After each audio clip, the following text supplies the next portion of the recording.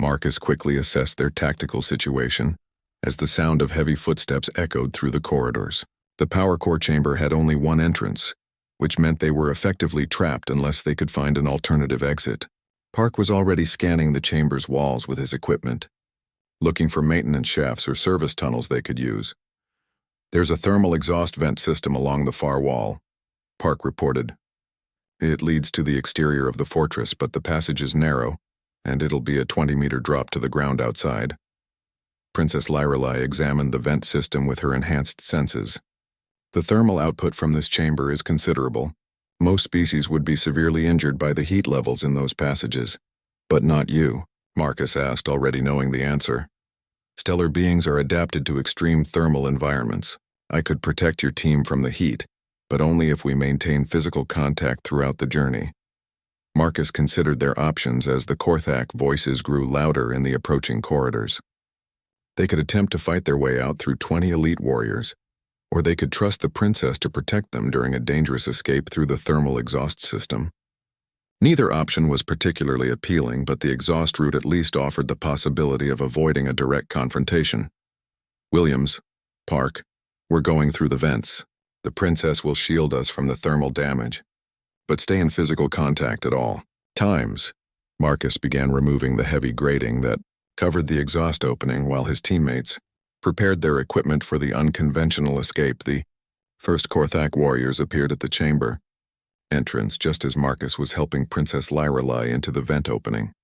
The aliens immediately opened fire with their energy weapons, sending bolts of superheated plasma across the chamber. Marcus returned fire while Williams and Park provided covering shots from positions behind the reactor housing. "Your Highness, we need to move now," Marcus shouted over the sound of weapons fire. Princess Lyrelei grabbed his arm, and Marcus immediately felt a strange, tingling sensation as energy flowed between them. The heat from the exhaust vent, which should have been unbearable, became merely warm against his skin. "Stay close, Sergeant Chen. The thermal protection requires constant contact to maintain." They began crawling through the exhaust system while weapons fire continued to echo from the chamber behind them. The vent was even narrower than Park's scans had suggested, forcing them to move in single file with barely enough room to maneuver. Williams followed directly behind Marcus, maintaining contact with the princess through him, while Park brought up the rear. The heat in the passages would have killed them within minutes without the princess's protection. Marcus could see the metal walls glowing with thermal output from the fortress's power systems, and the air itself seemed to shimmer with superheated particles. Yet wherever Princess Lyrelei's energy touched him, he felt only comfortable warmth instead of lethal heat. Behind them, Marcus could hear the Korthak warriors attempting to follow their escape route. The aliens were shouting commands in their harsh language, but the thermal levels in the vents were apparently too extreme even for their robust physiology. After several minutes, the pursuit sounds faded as the enemies were forced to seek alternative routes. The exhaust vent system proved to be more complex than expected, with multiple branches and junction points that could lead them in different directions. Princess Lyrelei seemed to have an intuitive understanding of the layout, guiding them toward the exterior of the fortress through passages that Marcus's equipment couldn't properly map. "How do you know which way to go?" Marcus asked during a brief rest at a major junction. "Energy flows follow predictable patterns regardless of the species that builds the machinery. I can sense the direction of the main exhaust ports by following the thermal currents." They continued through the system until they reached a vertical shaft that led directly to the fortress exterior. The walls were even hotter here, glowing with orange light from the thermal output of the entire facility.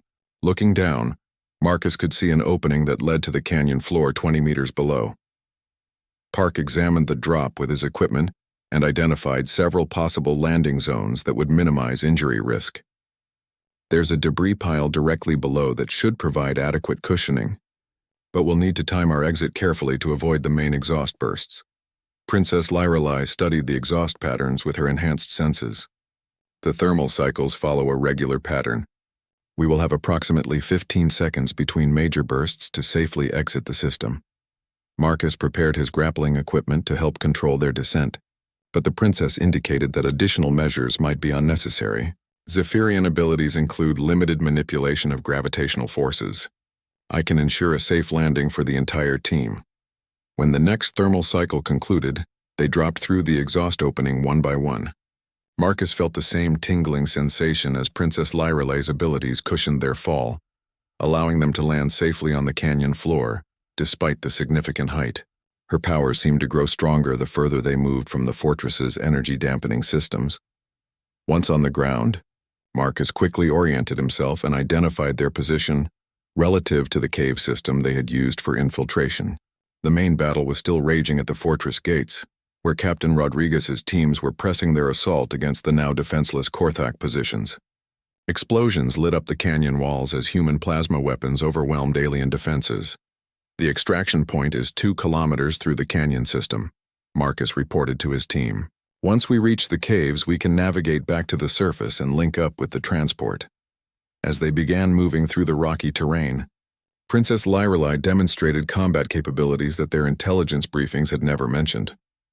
When a group of Korthak warriors emerged from concealed positions along their route, she raised her hand and directed focused beams of stellar energy that disabled their weapons and armor systems without causing permanent harm. Impressive restraint, Marcus commented. Most warriors would have killed them. Zephyrian philosophy teaches that unnecessary death creates negative energy patterns that can affect stellar manipulation abilities. It is more efficient to disable opponents than to destroy them, both tactically and spiritually.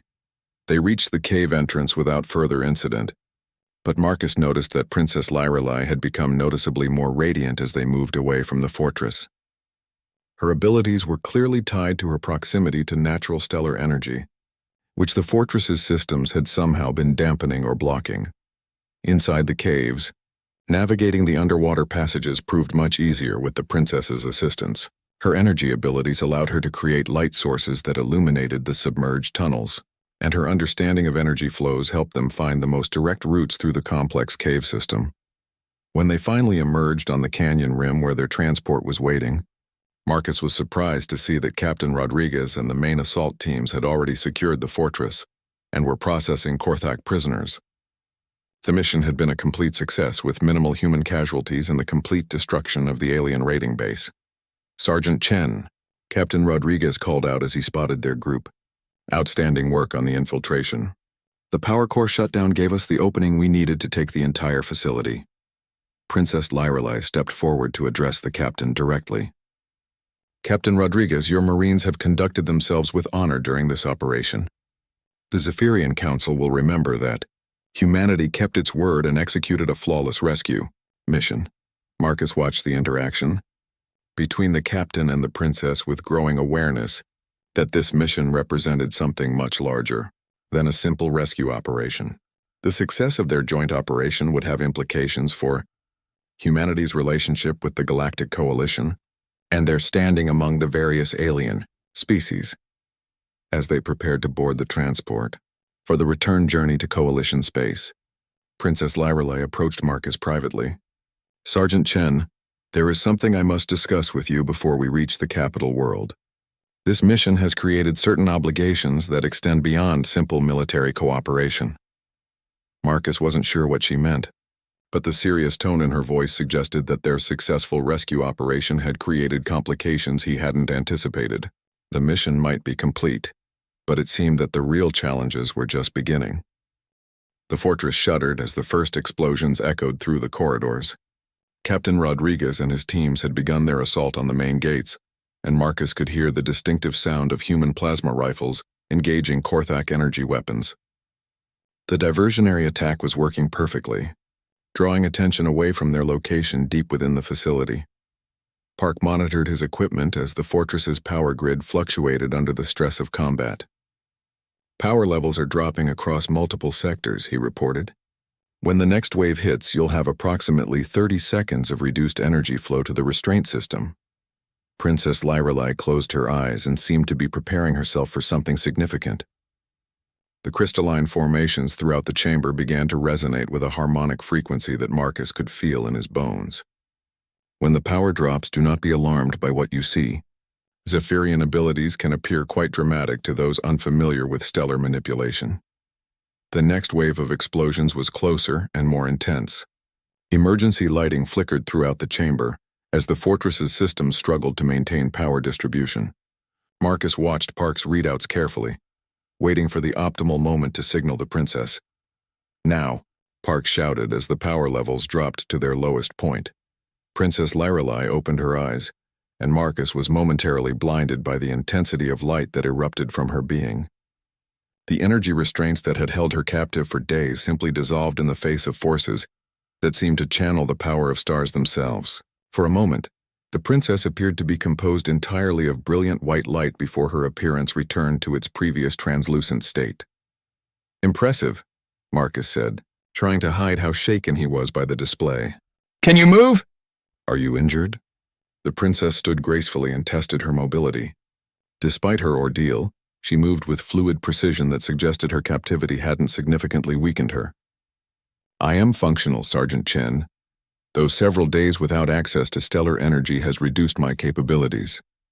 Once we reach the surface, I will be much more formidable." Marcus activated his tactical display and showed her their planned extraction route.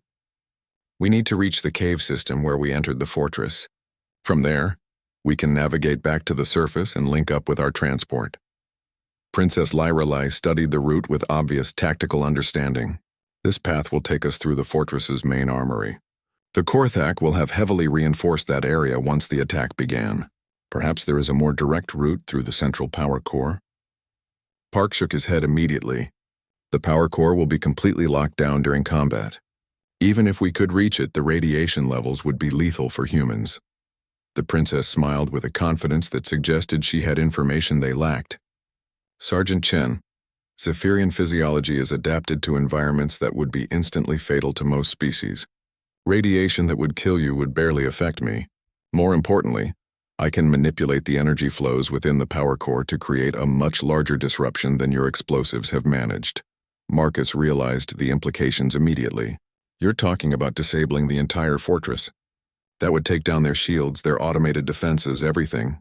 "Precisely. Your fellow Marines could advance directly to the main complex, rather than fighting through multiple defensive layers. It would save lives and ensure mission success." The tactical advantages were obvious, but Marcus was concerned about the risks involved. Leading the princess directly through the most dangerous part of the fortress seemed contrary to their primary objective of keeping her safe. On the other hand, her plan could turn their rescue mission into a complete victory that would cripple Korthak operations in this sector. He made the decision that would later be studied in military academies throughout human space.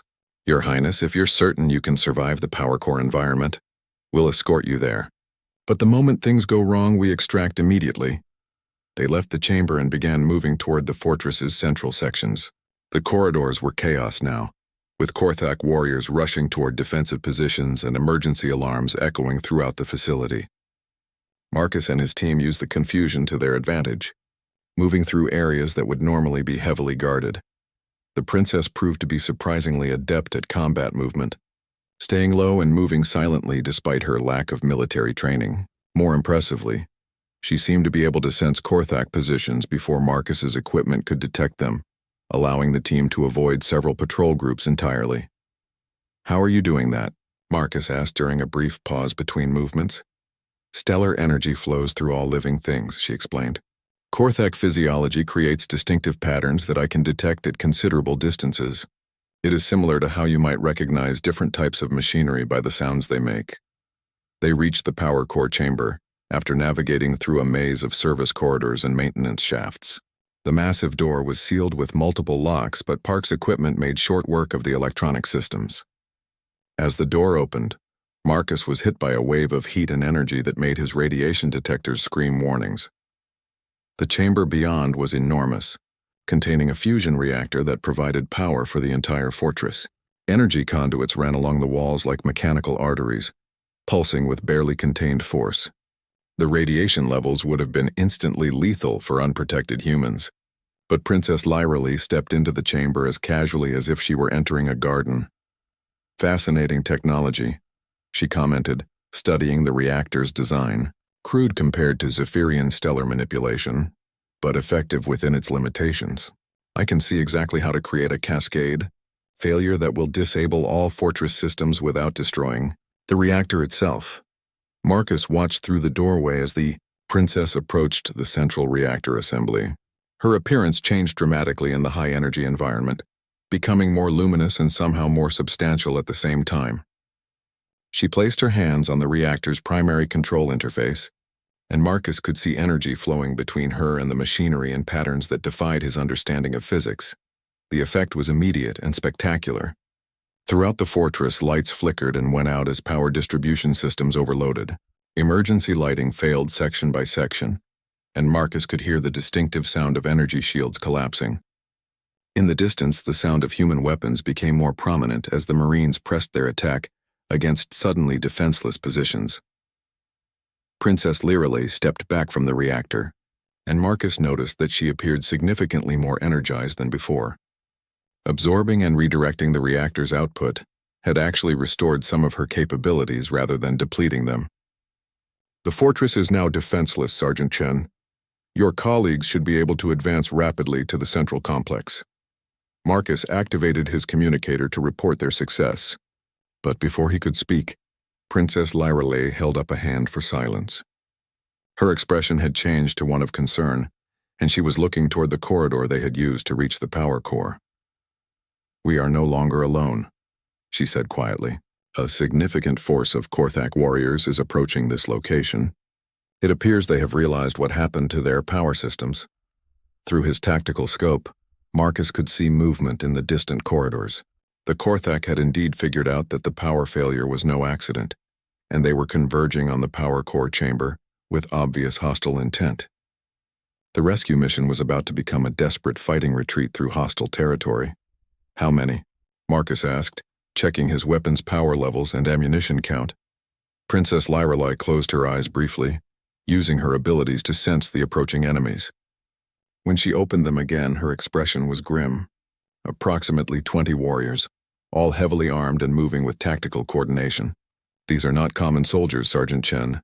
These are elite troops whose sole purpose is to protect high-value assets like myself." Marcus realized they were about to face the most dangerous part of their mission. Getting into the fortress had been difficult, but getting out while protecting the princess and fighting through elite enemy forces would test every aspect of their training and equipment.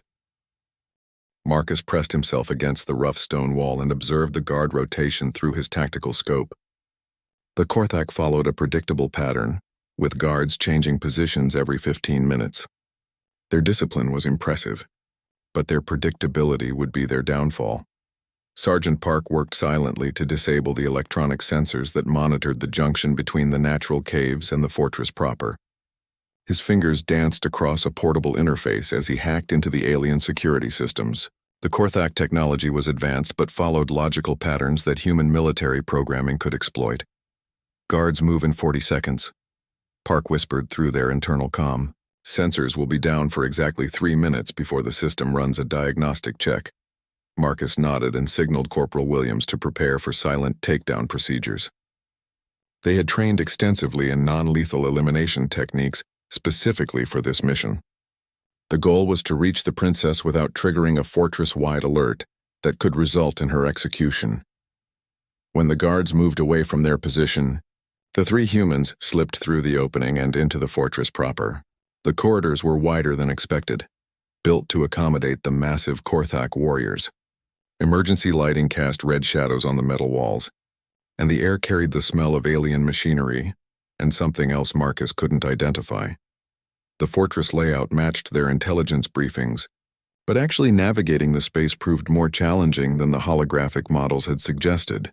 Side passages branched off in unexpected directions, and the sound of their footsteps seemed to echo, despite their sound-dampened boots. They encountered their first real obstacle when they reached a security checkpoint that hadn't appeared on any of their reconnaissance data. 2 Korthak guards flanked a massive blast door, and their position made it impossible to approach without being detected.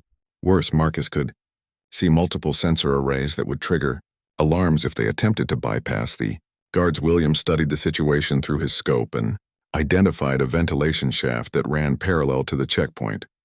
The shaft was barely wide enough for a human to crawl through, and it would require them to navigate in complete darkness to avoid detection by the fortress's internal sensors. Marcus made the decision to split up temporarily.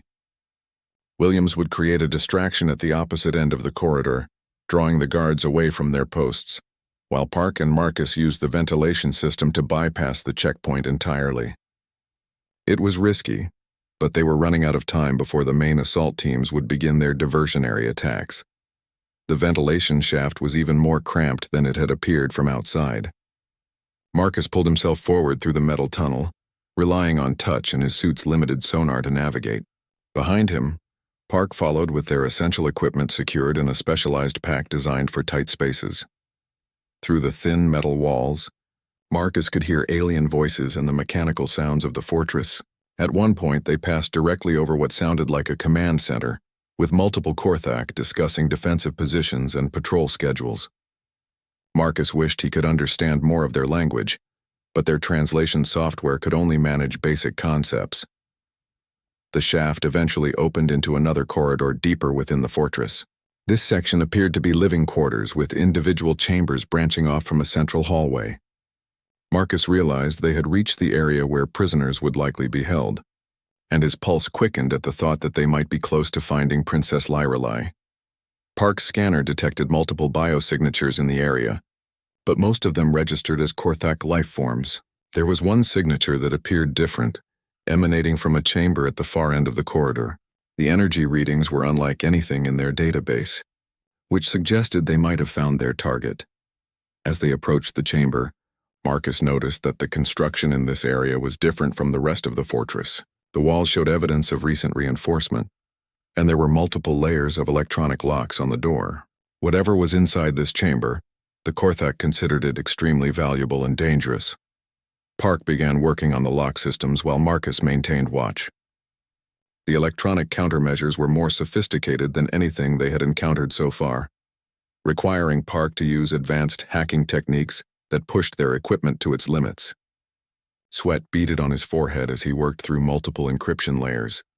"This isn't just a prison cell," Park whispered. "These locks are designed to contain something with significant energy output. If this is your princess, she must be incredibly powerful." The final lock disengaged with a soft click, and the heavy door swung open to reveal a chamber unlike anything Marcus had expected. The walls were covered with crystalline formations that pulsed with soft blue-white light. In the center of the room, suspended within a complex array of energy restraints, was Princess Lyrelei. Marcus had seen holographic images of Zephyrians before, but encountering one in person was overwhelming. The princess appeared humanoid but seemed to be composed of living starlight. Her skin had a translucent quality that allowed inner radiance to shine through, and her eyes held depths that reminded Marcus of looking into a nebula. Even restrained and obviously weakened, she radiated a presence that made the air itself feel charged with potential energy. The princess noticed their arrival immediately, and Marcus was surprised to hear her speak in perfect, unaccented English. "You are not Korthak, yet you move through their fortress with skill. Are you perhaps the humans I have heard so much about?" Marcus was momentarily speechless. Intelligence briefings had indicated that few Zephyrians spoke human languages, yet the princess communicated as if she had been studying Earth culture for years. He quickly recovered his composure and began examining the energy restraints that held her captive. "Your Highness, I am Sergeant Marcus Chen of the Earth Colonial Marines. We're here to get you out of this place." Princess Lyrelei smiled, and the crystalline formations on the walls responded by brightening noticeably. "I had hoped the Coalition would send your species. The Korthak have been studying my abilities for days, trying to understand how Zephyrians manipulate stellar energy. They believe that capturing me will give them access to our technology." Park worked frantically to analyze the restraint system, while Marcus maintained security. The energy bonds were far more complex than standard prison equipment, designed specifically to contain someone with Princess Lyrelei's unique abilities. Disabling them would require careful coordination to prevent triggering alarms or worse, injuring the princess herself. "The restraints are tied into the fortress's main power grid," Park reported. "If I shut them down incorrectly, it could overload the entire system and alert every guard in the facility." Princess Lyrelei observed Park's efforts with keen interest. "Your companion understands energy systems well, but he is approaching this from a purely technological perspective. Zephyrian abilities work in harmony with stellar forces, not against them. If you can create a momentary disruption in the fortress's power supply, I can use that chaos to break free without triggering their alarms." Marcus considered the tactical implications. Creating a power disruption would require coordination with the other human teams, and it would signal the beginning of the full-scale assault. Once they started down that path, stealth would no longer be an option, and they would have to fight their way out of the fortress. He activated his long-range communicator and contacted Captain Rodriguez. "Sir, we've located the package, but extraction is going to require the full offensive. Request immediate commencement of diversionary attacks." The response came back within seconds. "Acknowledged, Sergeant. Diversionary teams are in position and ready to engage. You have approximately 10 minutes before this place becomes a war zone." Marcus looked at Princess Lirelai, who had been listening to the exchange with obvious understanding. Despite her captivity and the obvious strain of her imprisonment, her eyes held a determination that reminded him why the Zephyrians were respected throughout the galaxy. "Your Highness, in 10 minutes this fortress is going to become very dangerous. Are you ready to get out of here?" The princess's response was accompanied by a subtle increase in the light emanating from her being. "Sergeant Chen, I have been ready since the moment I was captured. Let us show the Korthak what happens when they threaten the wrong princess." Marcus Chen adjusted his combat rifle as the transport ship shuddered through the atmosphere of Kepler 442b. Around him, 20 other human marines checked their gear with practiced efficiency. The mission briefing had been simple enough. Rescue the Zephyrian princess who had been captured by the savage Korthak raiders 3 days ago. What made it complicated was that this was humanity's first official military operation, alongside the Galactic Coalition. The Zephyrians were an ancient race of ethereal beings who controlled vast sections of the galaxy through their mastery of stellar energy. Their princess, Lirelai, possessed abilities that could manipulate starlight itself, making her both incredibly powerful and incredibly valuable to their enemies. The Korthak, a brutal species of reptilian warriors, had somehow managed to capture her during a diplomatic mission gone wrong. Marcus had been chosen for this mission, not just because of his combat record, but because he had studied Zephyrian culture extensively during his years at the Mars Military Academy. While most humans saw aliens as either allies or enemies, Marcus understood that there were layers of complexity to every species that went far deeper than surface appearances. The transport touched down in a clearing surrounded by twisted metal trees that grew like black fingers against the purple sky. Intel suggested the Korthak had built a temporary fortress in the canyon system, 20 kilometers north. It was designed to be impregnable, with energy shields and automated defenses that had already destroyed 2 Zephyrian rescue attempts. "Remember, gentlemen," Captain Rodriguez announced over the comm, "this isn't just about completing the mission. This is about showing the galaxy what humans can do. Every other species thinks we're just primitive newcomers who got lucky with faster-than-light travel. Today we prove them wrong." Marcus shouldered his pack and stepped into the alien jungle. The air was thick and humid, filled with the sounds of creatures that had never seen Earth. His enhanced suit automatically adjusted to the atmospheric differences, but he could still taste the metallic tang of the alien air through his respirator. The team moved with silent precision through the undergrowth. Marcus had trained with these men for months, and they communicated through hand signals and micro-expressions that spoke of countless hours spent perfecting their craft. The Korthak might be fierce warriors, but they had never faced human military tactics before. 3 hours into their march, they encountered their first obstacle, a Korthak patrol consisting of 5 warriors, each standing nearly 3 meters tall with thick-scaled hide that could deflect most energy weapons. The aliens moved through the jungle with surprising grace for creatures of their size, their forked tongues tasting the air for signs of intruders. Marcus watched from concealment as the patrol passed within meters of their position. The Korthak weapons were crude but effective, designed more for intimidation than precision. These were warriors who preferred direct confrontation, which would work to the humans' advantage. Using coordinated strikes, the human team eliminated the patrol without raising any alarms. Marcus studied one of the fallen Korthak and noted the intricate scarification on its arms. These weren't just raiders. They were members of a war clan, which meant their fortress would be defended by experienced fighters rather than common pirates. As they approached the canyon system, Marcus could see why the previous rescue attempts had failed. The Korthak had positioned their fortress at the bottom of a narrow gorge, with energy barriers protecting the only viable approaches. Automated turrets swept the rim of the canyon with deadly precision, while guard towers provided overlapping fields of fire. But Marcus noticed something the Zephyrian planners had missed. The fortress had been built around a natural cave system, and the geological surveys they had studied during the flight showed underground rivers that connected to a series of smaller caves higher up the canyon wall. It would be a dangerous approach, requiring them to navigate underwater passages in hostile territory, but it might be their only chance to reach the princess undetected. Captain Rodriguez studied Marcus's proposal through their tactical display.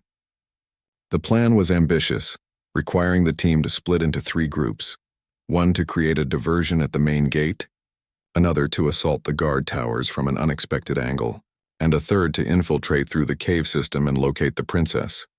It's risky, the captain admitted, but it's the kind of thinking that might catch them off guard. Chen, you'll lead the infiltration team. Your knowledge of Zephyrian physiology might be crucial if the princess is injured or weakened. Marcus selected 2 specialists for his team, Corporal Williams, an expert in underwater operations, and Sergeant Park, whose technical skills could handle any electronic locks or barriers they might encounter. Together, they made their way to the cave entrance while the other teams moved into position. The underground river was ice cold and moved faster than expected. Marcus led the way through the submerged passages, using sonar equipment to navigate the twisting tunnels. The water was black as space, and more than once they had to backtrack when passages proved too narrow or dangerous to traverse. After what felt like hours underwater, they finally surfaced in a small chamber deep within the canyon wall. Emergency lighting strips on their suits revealed ancient cave paintings that depicted star-like beings interacting with various alien species. Marcus realized they might be looking at Zephyrian historical records that predated most known galactic civilizations. The chamber connected to a series of natural tunnels that led toward the heart of the fortress. As they moved deeper, Marcus could hear the sound of machinery and distant voices speaking in the harsh, guttural language of the Korthak. They were close to their objective, but the most dangerous part of the mission was just beginning. The tunnels gradually widened, and they began to see artificial lighting ahead. Marcus signaled for his team to prepare for close-quarters combat as they approached what appeared to be a junction between the natural cave system and the constructed portions of the fortress. Through a partially concealed opening, he could see Korthak guards moving back and forth, their massive forms casting dancing shadows on the metal walls. Somewhere beyond those guards was Princess Lyrelei, and Marcus knew that rescuing her successfully would change humanity's standing in the galaxy forever. But first, they had to survive what was about to become a very dangerous infiltration into the heart of enemy territory.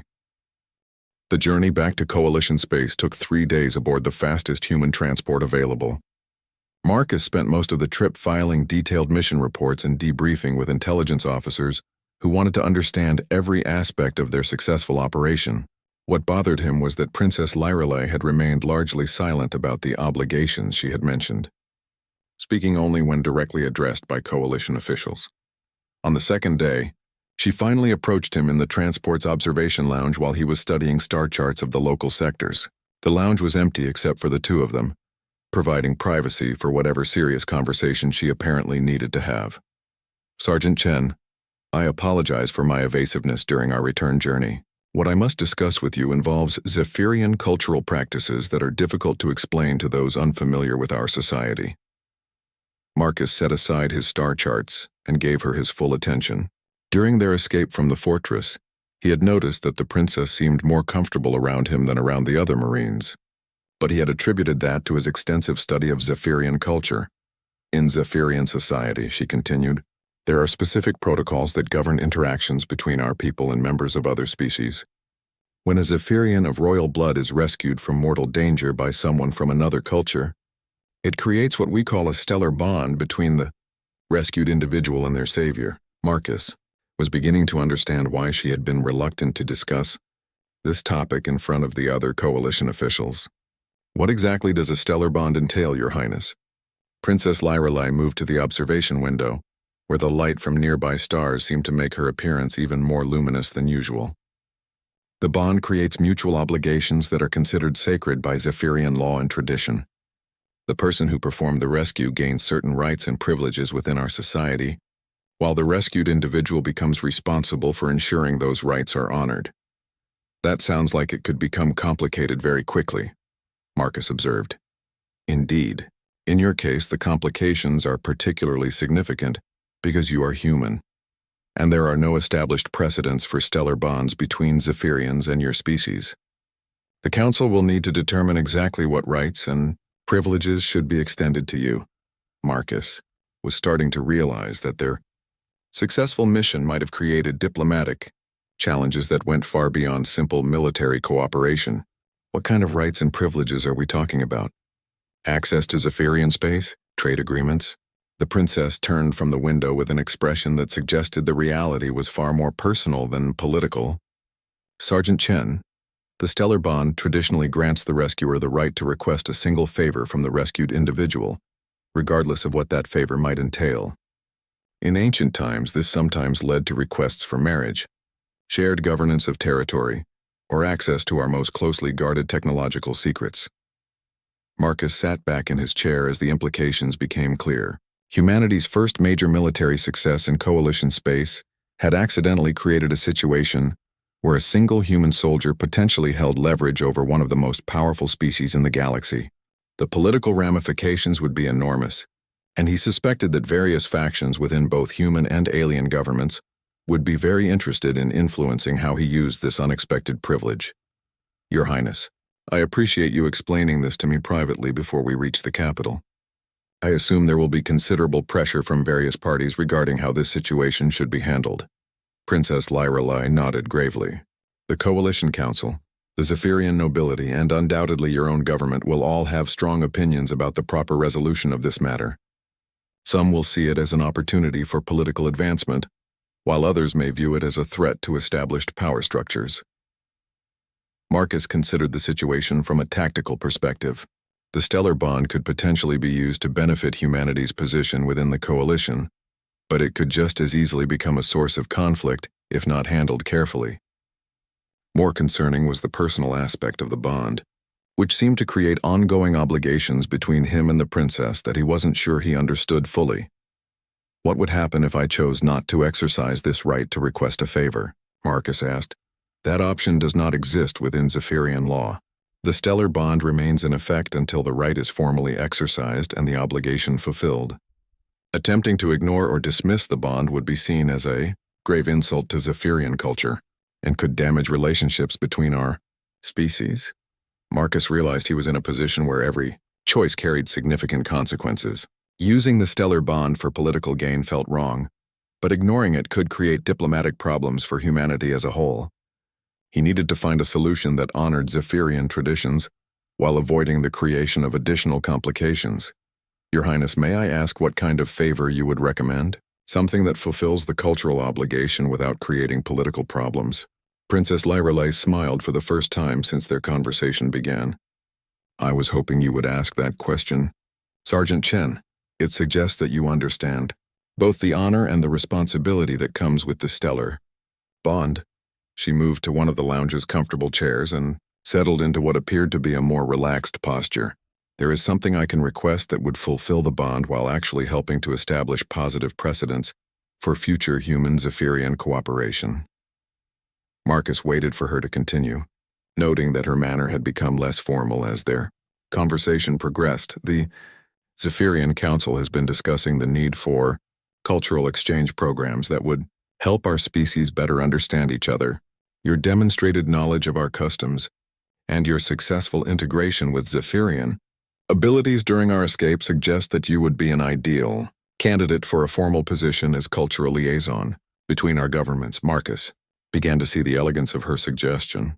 A cultural liaison position would fulfill the stellar bond obligation while creating an official role that could benefit both species without appearing to give humans unfair political advantages. That sounds like it would solve several problems simultaneously, Marcus said. But would such a position require me to leave military service? Not necessarily. Many diplomatic positions within the coalition are filled by military personnel who maintain their service commitments while performing specialized functions. You would essentially become humanity's official representative to Zephyrian society, with full access to our worlds and cultural institutions, Marcus realized that the princess had found a way to turn an potentially problematic cultural obligation into an opportunity for genuine cooperation between their species. The position would allow him to continue serving humanity while helping to build the relationships that would be crucial for his species' success within the galactic community. Your Highness, I think that sounds like an excellent solution. When we reach the capital, I'll formally request that you accept the cultural liaison position as fulfillment of the stellar bond. Princess Lyrale's smile became genuinely warm, and the stellar energy that surrounded her seemed to pulse with what Marcus could only interpret as satisfaction. Sergeant Chen, I believe this arrangement will prove beneficial for both our species. There is much that humans and Zephyrians can learn from each other. As the transport approached the capital world, Marcus reflected on how dramatically his life had changed over the course of a single mission. He had begun as a simple soldier following orders to rescue a captured alien princess. Now he was about to become humanity's first official cultural representative to one of the galaxy's most ancient and powerful civilizations. The mission had been successful beyond anyone's expectations, but Marcus suspected that his real adventures were just beginning. The galaxy was vast and full of species that humanity had yet to encounter, and his new position would likely place him at the center of many future first contact situations. The Coalition capital world of Nexus Prime was unlike anything Marcus had ever imagined. As their transport descended through the atmosphere, he could see massive cities that seemed to blend architectural styles from dozens of different species. Towering crystalline spires stood alongside flowing organic structures and geometric human-designed buildings, creating a visual representation of galactic diversity. Princess Lyrale stood beside him at the observation window, her appearance noticeably more radiant in the presence of the multiple star systems that provided energy to the capital world. Nexus Prime was designed to be a place where all Coalition species could feel comfortable. The environmental systems maintain different atmospheric conditions in various sectors, and the architecture reflects the aesthetic preferences of member civilizations. Marcus could see vehicles of every conceivable design moving through the air traffic patterns around the city. Some looked like mechanical constructs, while others appeared to be living creatures that had been adapted for transportation. The technological diversity was staggering, representing the accumulated knowledge of species from across the galaxy. Their transport docked at a facility that had obviously been designed to accommodate diplomatic missions. Coalition officials were waiting to escort them through what Marcus assumed would be a series of formal debriefings and ceremonies. What surprised him was the presence of several high-ranking human officers, including Admiral Sarah Chen, who he recognized as one of Earth's most senior military leaders. Sergeant Chen, Admiral Chen greeted him as they disembarked. Outstanding work on the rescue mission. Your tactical innovations and cultural sensitivity have already become required reading at the Academy. Marcus saluted properly, but noticed that the Admiral's attention was focused as much on Princess Lyrale as on him. Thank you, Admiral. The mission succeeded because of excellent coordination between all team members and the Princess's own tactical contributions. Princess Lyrale stepped forward to address the Admiral directly. Admiral Chen, your nephew performed with exceptional honor during the rescue operation. His understanding of Zephyrian culture and his tactical flexibility were crucial to the mission's success. Marcus was startled to learn that Admiral Chen was his aunt, a family connection he had never been told about during his military service. The Admiral noticed his surprise and smiled briefly. Military records don't usually include extended family relationships, Sergeant. I've been following your career with considerable interest. As they moved through the diplomatic facility, Marcus began to understand the scope of attention their mission had generated. Representatives from multiple species wanted to speak with them about the successful human-Zephyrian cooperation, and intelligence analysts were eager to understand how they had overcome the Korthak fortress defenses so effectively. The formal debriefings took most of the day, with Marcus providing detailed tactical analysis, while Princess Lyrale explained the technical aspects of her abilities and how they had been integrated with human equipment and strategies. What became clear during these sessions was that their mission represented a new model for coalition military operations. Previous joint operations have typically involved species with similar technological approaches working together. explained Coalition Military Coordinator Vexhai, an insectoid being whose compound eyes seemed to track multiple conversations simultaneously. Your mission demonstrated that species with fundamentally different capabilities can achieve results that neither could accomplish independently. During a break between briefing sessions, Princess Lirelei approached Marcus privately. The formal ceremony for the Stellar Bond resolution will take place tomorrow morning. Are you prepared to make the cultural liaison request in front of the Coalition Council? Marcus had spent considerable time during the briefings thinking about the implications of his new role. I believe so, Your Highness, though I suspect there will be political ramifications that we haven't fully considered yet. Undoubtedly. However, I have been in communication with the Zephyrian Council, and they are very supportive of establishing a formal cultural exchange position. They believe that deeper understanding between our species could lead to significant advances in both technology and philosophy. That evening, Marcus was invited to a private dinner with Admiral Chen, where she explained some of the broader context surrounding his mission and the Stellar Bond situation. Sergeant, what you accomplished on Kepler 442b has changed humanity's standing within the Coalition more dramatically than years of diplomatic negotiations could have achieved. The other species are beginning to see humans as genuine partners, rather than junior members who need constant supervision. Marcus considered the political implications while enjoying food that had been prepared to accommodate both human and Zephyrian dietary requirements. Admiral, I'm concerned that the cultural liaison position might be seen as giving humanity unfair advantages in our relationships with the Zephyrians. Admiral Chen shook her head thoughtfully. Actually, the opposite is true. Having an official liaison demonstrates that we're committed to understanding alien cultures, rather than simply trying to exploit them for our own benefit. It shows maturity and respect for Coalition protocols. The next morning, Marcus found himself standing before the Coalition Council, a body that included representatives from 47 different species.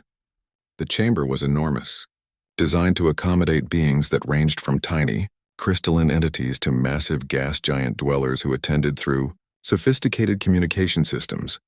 Princess Lirelei formally presented the Stellar Bond situation to the Council, explaining the traditional obligations and the proposed resolution. Marcus was impressed by how she balanced respect for Zephyrian customs with acknowledgement of the unique circumstances created by human involvement.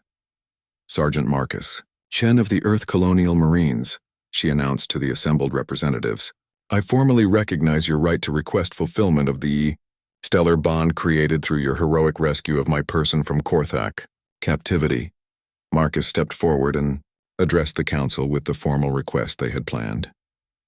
Your Highness, Princess Lirelei of the Zephyrian Royal House, I respectfully request that you accept my appointment as official cultural liaison between humanity and the Zephyrian civilization, with full diplomatic privileges and responsibilities, as defined by Coalition protocols. The council chamber was silent for several moments as translation systems conveyed the exchange in dozens of different languages and communication methods. Finally, Princess Lirelei responded with obvious satisfaction. Sergeant Chen, I gladly accept your request and formally appoint you as cultural liaison between our peoples. May this position serve to strengthen the bonds of understanding and cooperation between humanity and the Zephyrian worlds. The council erupted in what Marcus assumed was applause, though the sounds produced by 47 different species created a cacophony unlike anything he had ever heard. Coalition Coordinator Vexhai approached the podium to make the appointment official according to Galactic law. Cultural Liaison, Marcus Chen, Vexhai announced. The Coalition Council recognizes your appointment and grants you full diplomatic immunity and access privileges throughout Zephyrian space. Your position will serve as a model for future cultural exchange programs between Coalition member species. As the ceremony concluded and the various representatives began to disperse, Marcus realized that his military career had taken a turn he could never have anticipated. He was no longer simply a soldier following orders. He had become a bridge between two civilizations, whose cooperation could shape the future of human development within the galactic community. Princess Lirelei approached him as the chamber emptied. Liaison Chen, your first official duty will be to accompany me to the Zephyrian homeworld. where you will be formally introduced to our society. The journey will take approximately 2 weeks aboard one of our stellar-powered vessels. Marcus looked around the empty council chamber, thinking about how much his life had changed since receiving the original rescue mission briefing. He had started as a simple Marine, and was now about to become humanity's representative to one of the galaxy's most advanced civilizations. Your Highness, I look forward to beginning our work together, though I suspect that learning to properly represent humanity to your people will be the most challenging assignment I've ever received. Princess Lyrelei smiled with genuine warmth. Liaison Chen, I believe you will find that understanding between our species is more natural than either of our governments currently realize. The real challenge will be helping both sides see past their preconceptions about what such cooperation might achieve. The Coalition capital world of Nexus Prime was unlike anything Marcus had ever imagined. As their transport descended through the atmosphere, he could see massive cities that seemed to blend architectural styles from dozens of different species. Towering crystalline spires stood alongside flowing organic structures and geometric human-designed buildings, creating a visual representation of galactic diversity. Princess Lyrelei stood beside him at the observation window, her appearance noticeably more radiant in the presence of the multiple star systems that provided energy to the capital world. Nexus Prime was designed to be a place where all Coalition species could feel comfortable. The environmental systems maintain different atmospheric conditions in various sectors, and the architecture reflects the aesthetic preferences of member civilizations. Marcus could see vehicles of every conceivable design moving through the air traffic patterns around the city. Some looked like mechanical constructs, while others appeared to be living creatures that had been adapted for transportation. The technological diversity was staggering, representing the accumulated knowledge of species from across the galaxy. Their transport docked at a facility that had obviously been designed to accommodate diplomatic missions. Coalition officials were waiting to escort them through what Marcus assumed would be a series of formal debriefings and ceremonies. What surprised him was the presence of several high-ranking human officers, including Admiral Sarah Chen, who he recognized as one of Earth's most senior military leaders. Sergeant Chen, Admiral Chen greeted him as they disembarked. Outstanding work on the rescue mission. Your tactical innovations and cultural sensitivity have already become required reading at the Academy. Marcus saluted properly but noticed that the Admiral's attention was focused as much on Princess Lyrelei as on him. Thank you, Admiral. The mission succeeded because of excellent coordination between all team members and the Princess's own tactical contributions. Princess Lyrelei stepped forward to address the Admiral directly. Admiral Chen, your nephew performed with exceptional honor during the rescue operation. His understanding of Zephyrian culture and his tactical flexibility were crucial to the mission's success. Marcus was startled to learn that Admiral Chen was his aunt, a family connection he had never been told about during his military service. The Admiral noticed his surprise and smiled briefly. Military records don't usually include extended family relationships, Sergeant. I've been following your career with considerable interest. As they moved through the diplomatic facility, Marcus began to understand the scope of attention their mission had generated. Representatives from multiple species wanted to speak with them about the successful human-Zephyrian cooperation, and intelligence analysts were eager to understand how they had overcome the Korthak fortress defenses so effectively. The formal debriefings took most of the day, with Marcus providing detailed tactical analysis, while Princess Lyrelei explained the technical aspects of her abilities and how they had been integrated with human equipment and strategies. What became clear during these sessions was that their mission represented a new model for coalition military operations. Previous joint operations have typically involved species with similar technological approaches working together, explained Coalition Military Coordinator Vexhai, an insectoid being whose compound eyes seemed to track multiple conversations simultaneously. Your mission demonstrated that species with fundamentally different capabilities can achieve results that neither could accomplish independently. During a break between briefing sessions, Princess Lyrelei approached Marcus privately. The formal ceremony for the Stellar Bond resolution will take place tomorrow morning. Are you prepared to make the cultural liaison request in front of the Coalition Council?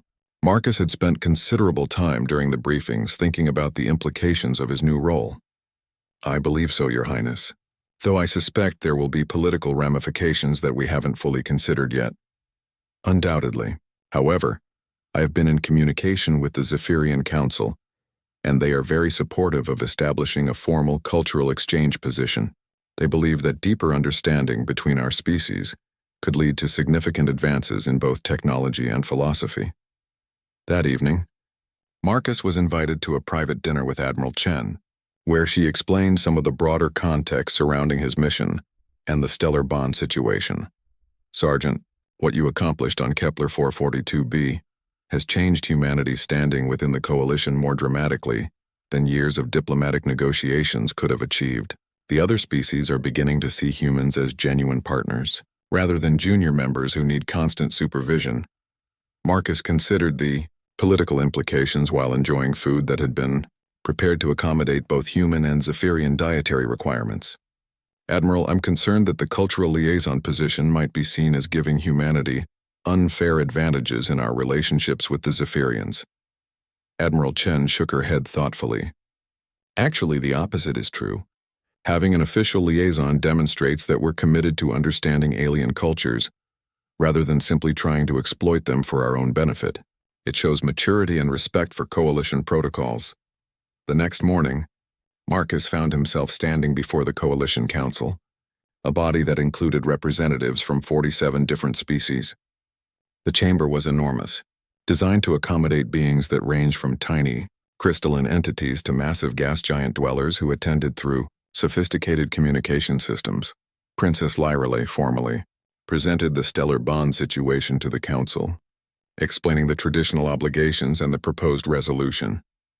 Marcus was impressed by how she balanced respect for Zephyrian customs with acknowledgement of the unique circumstances created by human involvement. Sergeant Marcus, Chen of the Earth Colonial Marines, she announced to the assembled representatives, I formally recognize your right to request fulfillment of the stellar bond created through your heroic rescue of my person from Korthak captivity. Marcus stepped forward and addressed the council with the formal request they had planned. Your Highness Princess Lyrale of the Zephyrian Royal House, I respectfully request that you accept my appointment as official cultural liaison between humanity and the Zephyrian civilization, with full diplomatic privileges and responsibilities, as defined by coalition protocols. The council chamber was silent for several moments as translation systems conveyed the exchange in dozens of different languages and communication methods. Finally, Princess Lyrale responded with obvious satisfaction.